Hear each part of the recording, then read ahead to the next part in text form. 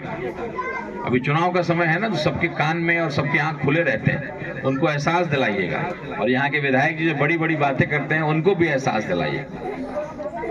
आज राणा रंजीत सिंह यहाँ क्यों है, आपके बीच क्यों है? विरोधी कहेंगे मधुबन से क्यों नहीं लड़ा, तरह तरह की बातें कहेंगे। मोतियूर रहमान साहब मेरे चाचा के समान थे। मेरे सीताराम बाबू का मोतियूर रहमान साहब का संबंध आप सब लोग जानते हो। मेरे पिताजी डीएम साहब को सीधे फोन करते थे जब मेरे पिताजी मंत्री थे और मोतियूर रहमान साहब कुछ नहीं थे, तो ये कहा करते थे डीएम को, एसपी को, कि अगर मोतियूर रहमान साहब ने फोन किया मतलब सीताराम सिंह ने फोन किया। मुझसे पूछने की जरूरत नहीं है, जो काम बोले वो कर देना। लेटर पैड साइन करके रखा हुआ रहता है।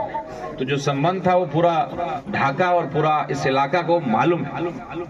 तो मैं यही कहता हूं कि भाई अगर मोतियूर रहमान साहब के बेटा फैसल साहब को आपने मौका दिया तो राणा रंजीत भी मोतियूर रहमान साहब का भतीजा है, एक मौका भतीजे को भी मिलना चाहिए।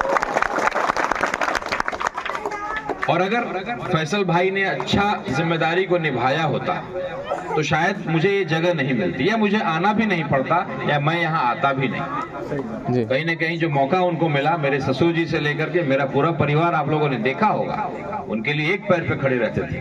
जबकि मेरे भाई भाजपा से चुनाव लड़ते थे, भाजपा वालों का प्रेशर आता था कि आपके संबंधी हैं, आप अपने ससुर जो आपके छोटे भाई के उनको समझाते क्यों नहीं है, वो आरजेडी के लिए वोट मांग रहे हैं। फिर भी मेरे ससुर जी लगातार फैसल भाई के लिए काम करते थे। लेकिन विधायक बनने के बाद उन्होंने अपने लोगों का सम्मान नहीं किया, अपने लोगों को पहचाना नहीं, अपने लोगों का कदर नहीं किया। बम्बई के जो मेरे भाई लोग होंगे उन्होंने चंदा वसूला, चंदा भी दिया, जी जान लगाया, एक हुजूम खड़ा किया, लेकिन आप उनको लेकर के नहीं चल पाए। तो मौका किसी को भी एक बार ही मिलता है, बार बार नहीं मिलता है। जब आप संघर्ष कर रहे होंगे तो आपके लोग आपके साथ लंबे समय तक रहेंगे, लेकिन जब आप विधायक मंत्री बन जाइएगा, जगह पे चले जाइएगा और उसके बाद अगर अपने को नहीं पहचानिएगा, अपने लोगों का कद्र नहीं करिएगा, तो दोबारा कोई आपके पीछे खड़ा नहीं है। तो उन्होंने ये गलती की, इसलिए राणा रंजीत सिंह मोतियूर रहमान साहब का भतीजा के रूप में आपके सामने खड़ा और सेवा करने आया है, पैसा कमाने नहीं आया है। बाकी जो आपके वर्तमान के विधायक हैं उनके बारे में क्या कहना, कितना कितना कमीशन कहां कहां लिया जाता है, कैसे कैसे काम किया जाता है।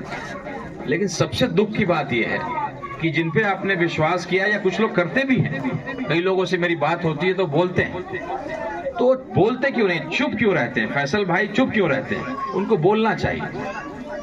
आज मॉब लिंचिंग हुआ, 15 लोगों ने मिलकर के फुलवरिया गांव में जाकर के मारा शेख वाजुल साहब को।